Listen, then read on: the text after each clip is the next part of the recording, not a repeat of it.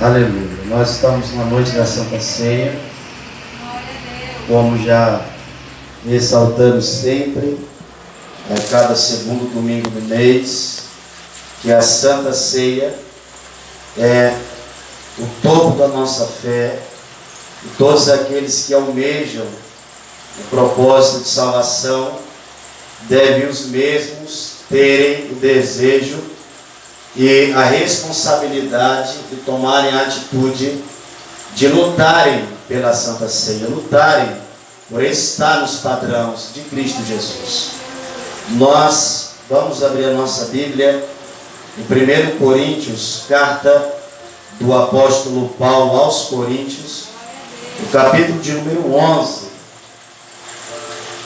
Capítulo 11 de 1 Coríntios. Se tiver encontrado, diga amém. Não será necessário nos pormos de pé, a gente vai ler sentado mesmo, tá?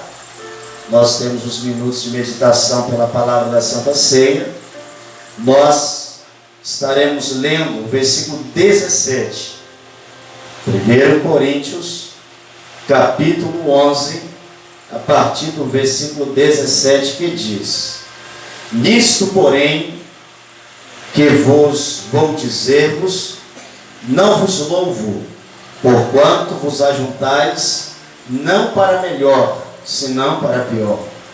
Porque antes de tudo, ouço quando vos ajuntais na igreja, que há entre vós dissensão, e em parte o creio, e até importa que haja entre vós heresias, para que os que são sinceros se manifestem entre vós. De sorte que quando vos ajuntais num lugar, não é para comer a ceia do Senhor, porque comendo, cada um toma antecipadamente a sua própria ceia. E assim um tem fome e o outro embriaga-se. Não tendes porventura casas para comer ou beber? Ou desprezais a igreja de Deus, e envergonhais os que nada têm? Que vos direi, louvar-vos-ei, nisto não vos louvo. Amém? Ficamos com esses versículos, os demais a gente vai ler mais à frente. Quando nós lemos esse texto do versículo 17 até o versículo de número 22, nós entendemos que o apóstolo Paulo está doutrinando a igreja que ele deixou na Ásia, precisamente na cidade de Corinto, e os irmãos que ali congregavam eram os irmãos que não tinham ordem, eram irmãos que não tinham decência. Aqui nesses textos, nós não lemos o apóstolo Paulo qualificando os pecados que ele qualificou à igreja da Galácia, que é a carta aos Gálatas. Nós não vemos Paulo qualificando os pecados que ele determinou e escreveu à igreja de Éfeso, como furto, e ali em Efésios capítulo 4, verso 28. Mas em 1 Coríntios, nós vemos o apóstolo Paulo falar do capítulo 1 até o capítulo de número 6, a cobrança do próprio apóstolo à igreja de Cristo, que era e que estava baseada em determinados pecados. Quando chegamos no capítulo de número 11, nós vemos Paulo doutrinar a igreja com relação à Santa Ceia. Nós vemos Paulo repreender a igreja agora por pecados que nós podemos até dizer pecados mínimos, pecados pequenos ou pecados por deslizes. O apóstolo Paulo chega a dizer que louvava a igreja, engrandecia a igreja por muitas coisas. Porém, no momento da ceia, ele tinha vergonha daquele povo.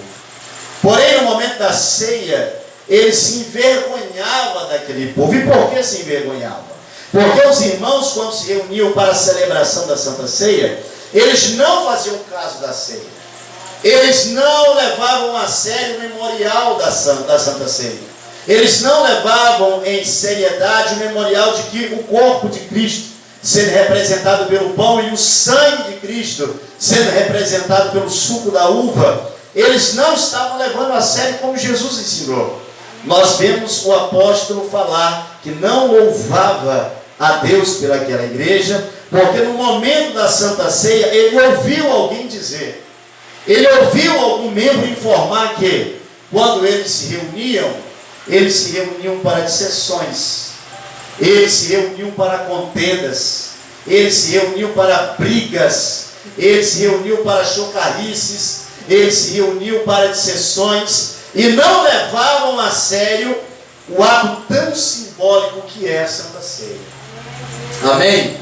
Nós falamos que quem se prostitui não deve cear, nós falamos que quem bebe não deve cear, nós falamos que quem rouba não deve cear, e o apóstolo agora está dizendo que quem anda em contendas, quem anda em brigas, quem anda em dissensões, em heresias, também não se pode participar da Santa Ceia. E o que são contendas?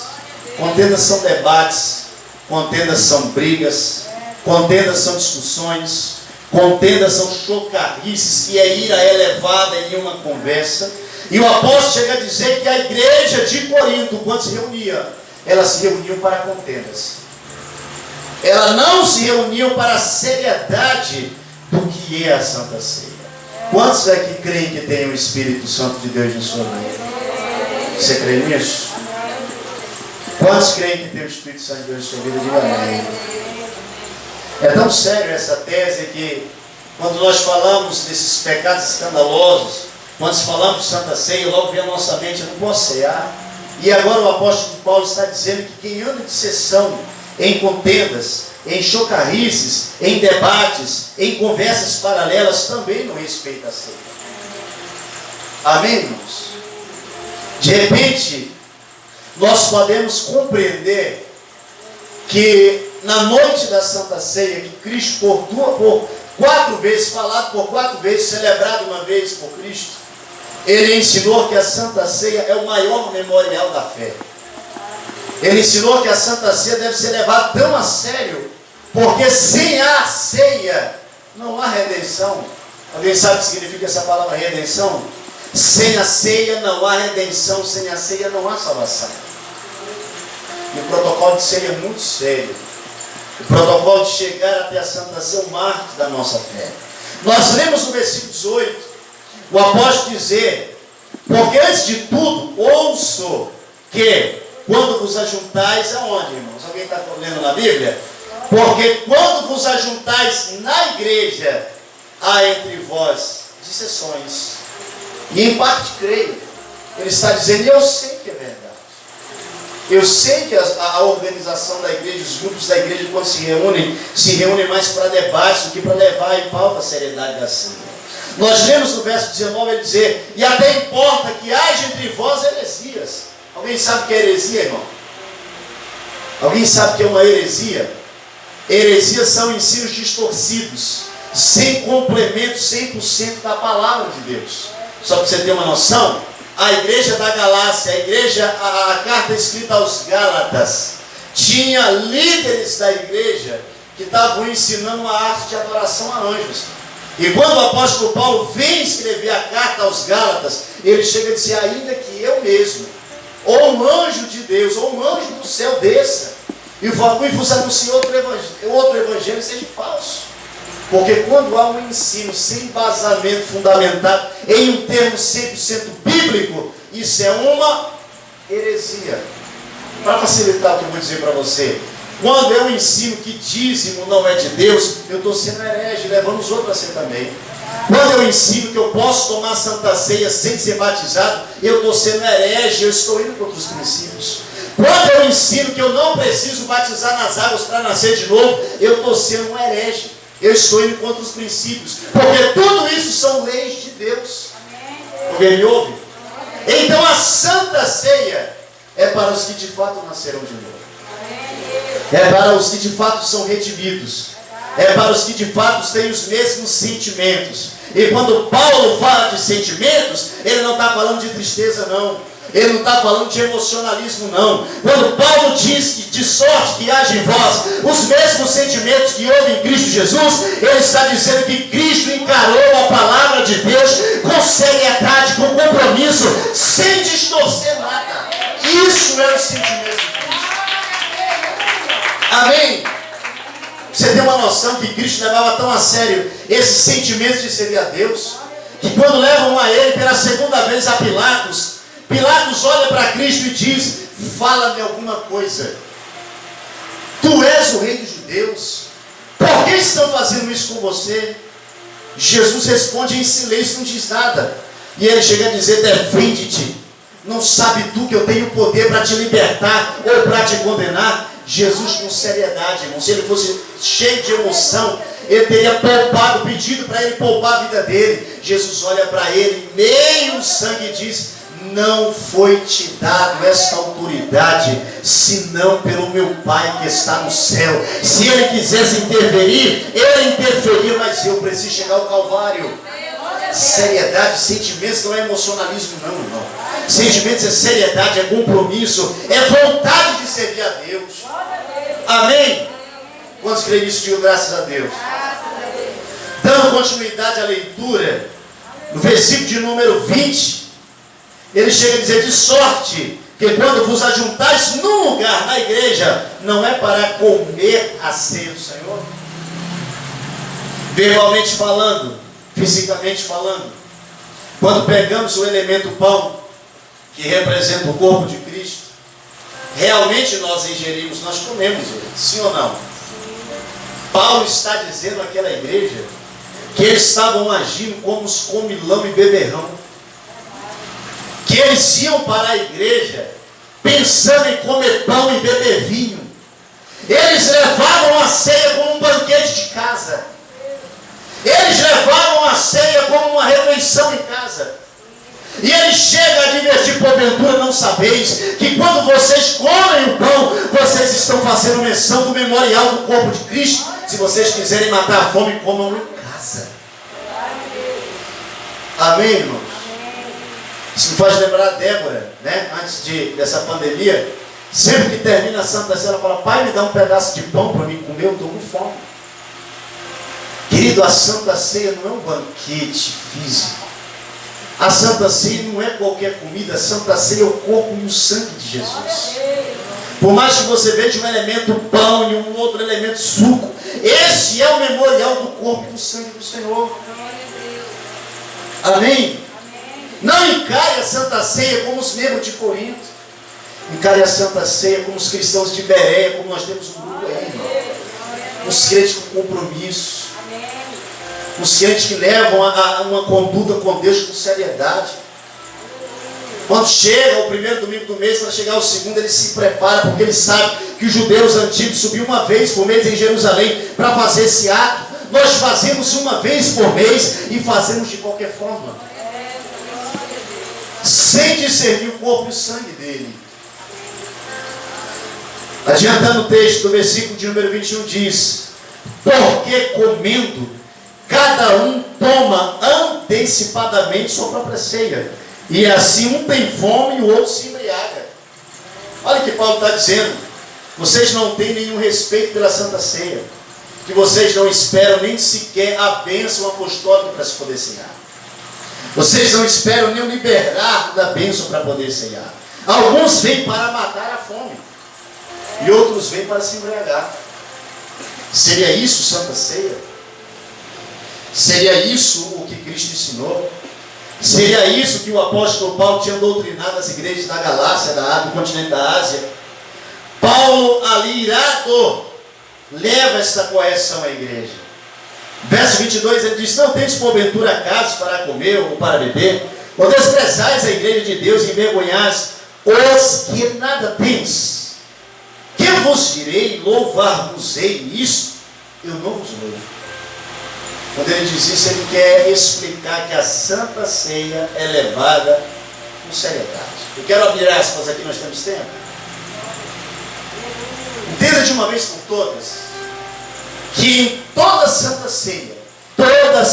Ceia, eu disse em que? Repita comigo: em toda Santa Ceia. Uma vez mais, diga: em toda Santa Ceia. Pela terceira vez, diga: em toda Santa Ceia.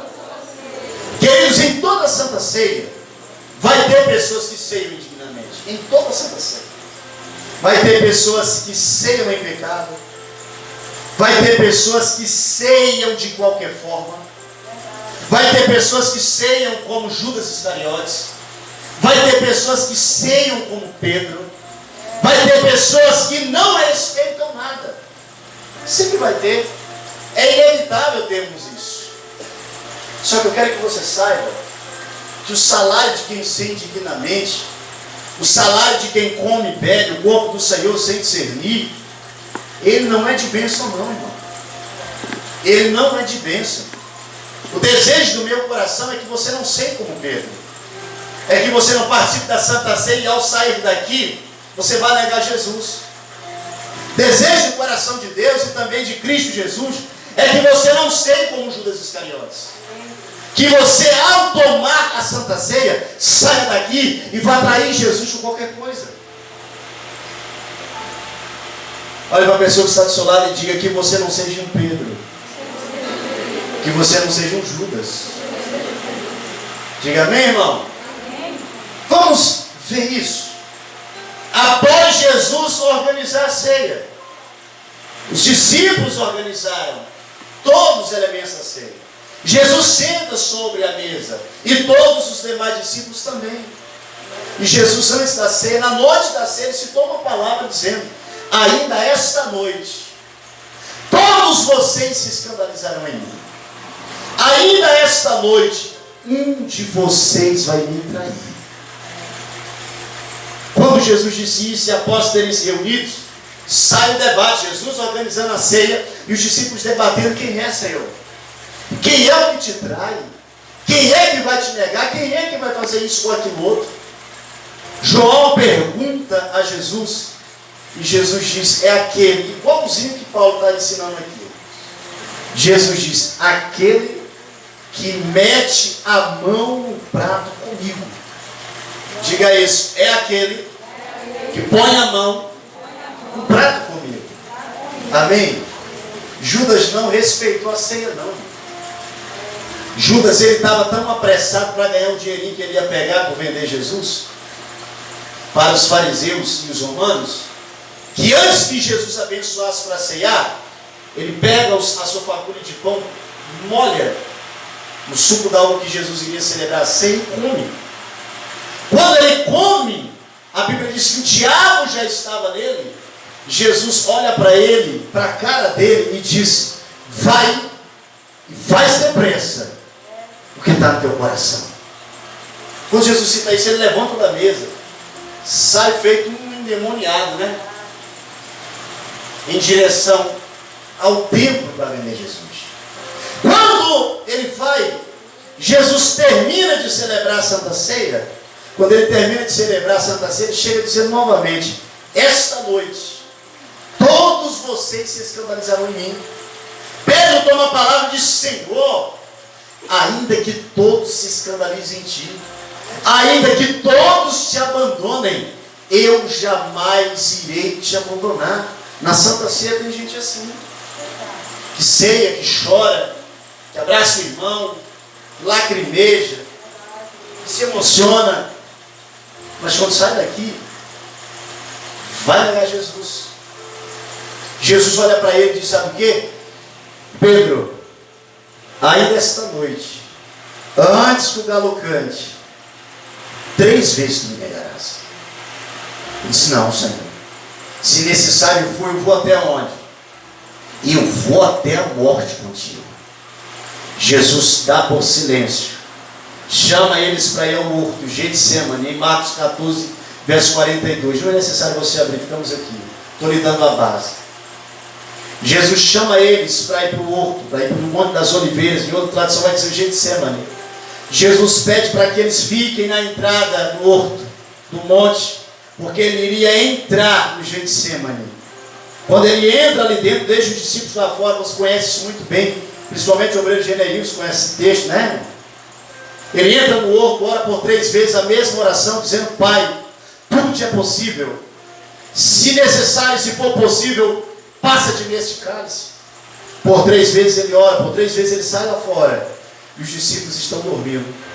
Pela 3ª vez ele volta e diz: até agora vocês dormis e repousais, não podem sequer velar, orar 1 hora sequer comigo. Pedro diz: iremos orar. Ele diz: não basta, eis que o Filho do Homem será entregue na mão dos pecadores. Eu acho mais forte o que Marcos diz: não precisa mais orar, basta, eis que se aproxima o que me trai. Quando ele termina de dizer isso, vem quem? o que vendeu ele, o que meteu a mão no prato, o que ceiou querendo ir embora logo, porque estava demorando um pouco. Né? Chegou ele. E quando ele olha para a cara dele, ele diz o que para ele? Diz: Pedro, com um beijo, tu entrega o filho do homem. Quando ele olha Judas, com um beijo, tu traz, tu entrega o filho do homem. Quando ele ouve aquilo, ele sai da presença de Jesus. E vem os romanos, prendem ele, espancam ele, acorrentam ele. E em tudo isso Jesus ficava em silêncio, calado. E por que ficava calado? Pelo seguimento dos sentimentos que ele tinha por servir a Deus.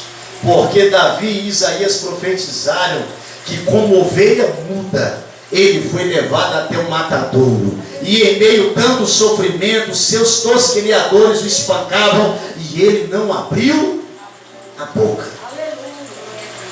Queridos, naquele grande dia, em Jerusalém, em uma estrada sendo conduzido, levando um calvário, ele carregava ali os mesmos seus pecados.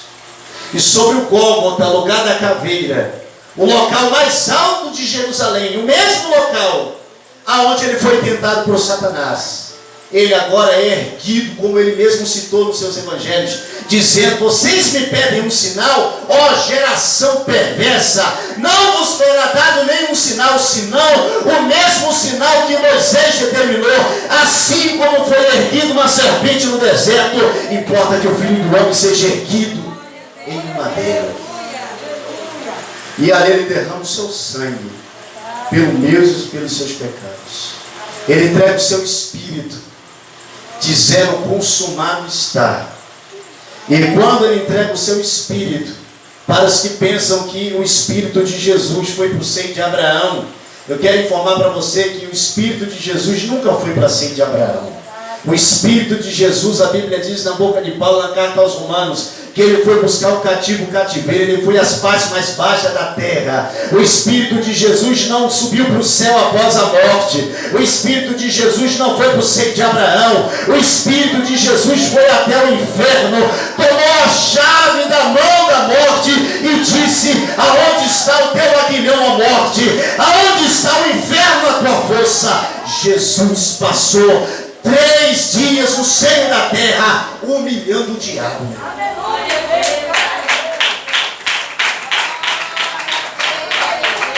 E ao terceiro dia ele fez o que, irmãos? Ele ressuscitou e deixou o maior memorial da fé. Não existe lenda nenhuma que tenha um memorial maior que esse. Lenda nenhuma. Esse é o mártir da nossa fé. É isso que nós vamos celebrar agora. Saiba que quando você segurar na sua mão um pedaço de pão, você está segurando o corpo de Cristo, que foi esmiuçado pelos seus pecados, que foi partido por nós, para que vocês aprendam a fazer separação entre corpo e sangue. Eu quero lhe informar: o corpo de Jesus sofreu pelas nossas dores e enfermidades, e o sangue de Jesus foi derramado pelos nossos pecados. Por que eu tenho o direito de ter saúde? Porque o corpo dele sofreu o que o meu tinha que sofrer.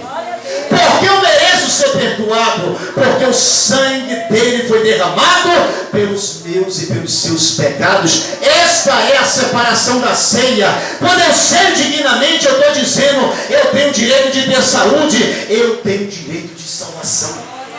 Fique de pé. Aleluia. Eu quero convidar todos os meus obreiros aqui à frente, todos eles, sem exceção.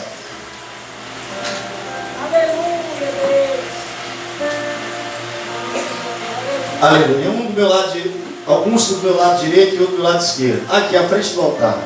Vamos separar aí. Fica 2 de um lado, 2 do outro. Faltou o obreiro João Batista, foi isso? Fica 2 aí, 2 aqui. Aleluia. Quantos creem que a Santa Ceia continua viva, irmão? Diga bem. Eu não ouvi você. Diga: eu creio nisso. Já eu creio nisso. Junto aqui, pastora Francisca. Queria pedir à pastora Francisca que pegasse os alimentos da ceia com o obreiro Lúcio. O obreiro Genilson fica na mesma posição que a obreira Ellen, de frente a ela aí, da minha direita. Pode ficar aqui, um de cada lado. Isso. Queridos, feche os seus olhos. Feche os seus olhos. Coloque a mão na região do seu coração. Os obreiros façam isso. Toda a igreja faça isso. Põe a mão no seu coração. Me dá mais um áudio no fundo musical. Oh, aleluia. Glória. Toda reverência, toda adoração, todo louvor, tudo que temos e somos, nós reverenciamos agora a Ti, Jesus. Nós reverenciamos agora a Ti, Jesus. O nosso fôlego de vida, a nossa saúde, os nossos lares, a nossa família, os nossos bens materiais, aquilo que temos, aquilo que somos, aquilo que alcançamos até esse dado momento. Nós reverenciamos a Ti, Jesus, porque entendemos que se não fosse o Senhor, nós não estaremos aqui.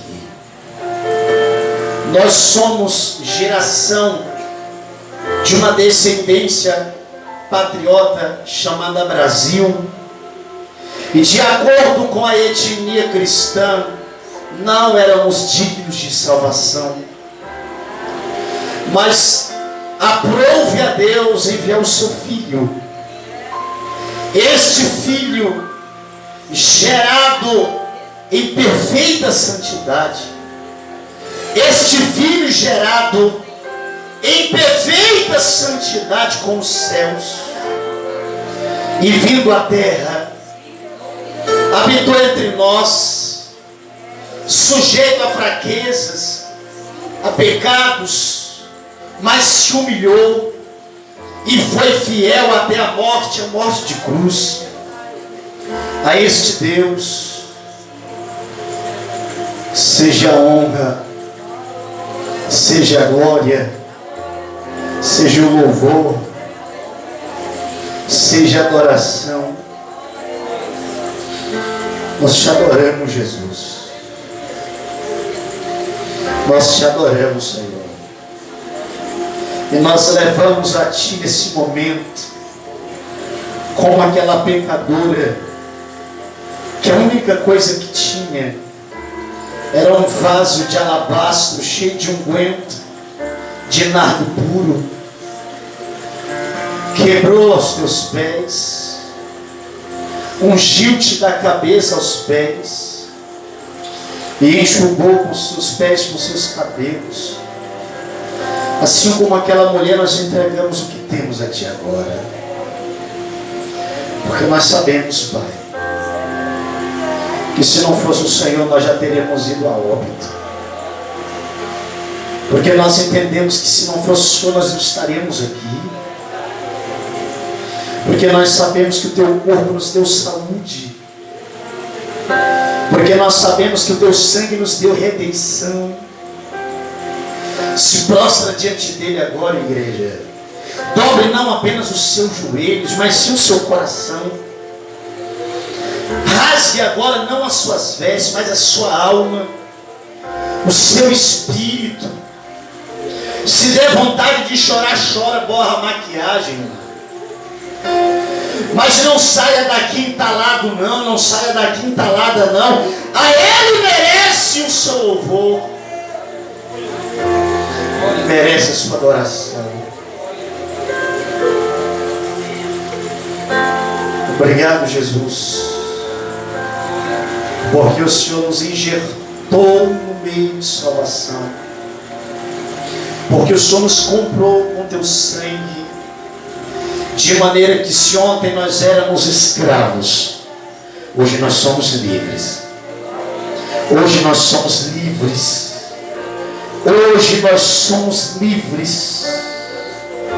Então o Espírito Santo de Deus, como foi ministrado nesse lugar, só o Senhor convence o homem do pecado. Então vai no mais íntimo do coração desse homem e dessa mulher. Vai no mais íntimo do coração dessa pessoa agora. E quebrando esta alma, quebrando este coração, quebrando esta pessoa agora, meu Pai. Porque esse peso que ele sente, este peso que ela sente, é o peso dos seus pecados. Mas se essa pessoa estiver disposta agora a se arrepender dos seus pecados, como o Senhor ensinou em Mateus 11, versículo 30, o Senhor nos ensinou a entregar o nosso fardo, o nosso jugo, e trocarmos pelo teu que é suave e leve. Então o Espírito Santo começa a perdoar nossos pecados. Espírito Santo começa a perdoar os nossos pecados. Espírito Santo começa a lavar o nosso coração. Espírito Santo começa a quebrantar-nos o nosso interior. Porque não há sabão, não há sabonete, não há nenhum elemento químico que possa nos lavar, meu Pai, espiritualmente, como a tua palavra. Disse o profeta Isaías, disse o profeta Jeremias, que ainda que nós nos lavássemos com sabão, ainda que nós nos lavássemos com água, nós não nos purificaremos dos nossos pecados. Mas se tão somente fizermos como Davi fez, o Senhor vai nos lavar completamente, do alto da cabeça à planta dos pés. Palavra e a socover binovias, da lavar suribi cantarai de verbinas, revolve cantasturia, daramanagaia serbi novias. Espírito Santo, nós concluímos esse teor de oração e te pedimos, fala com o teu povo, em nome de Jesus. Abra os olhos. A pastora Francisca Obreira Luz estará passando, entregando os elementos da Santa Ceia. Peço aos obreiros que continuem aqui. Você que não vai cear, fica de olhos fechados em espírito de oração. Você que ir pegando os elementos da ceia, já fecha os olhos também. Já fecha os seus olhos, fique em espírito. Comece a glorificar Ele. Comece a exaltar Ele. Você que nasceu de novo, faça isso. Não se apresse não em sair da presença de Deus. Você está diante do maior memorial da nossa fé. Exalte a Ele, abra sua boca, você tem liberdade agora. Diga palavras de adoração a Ele, como glória a Deus, aleluia.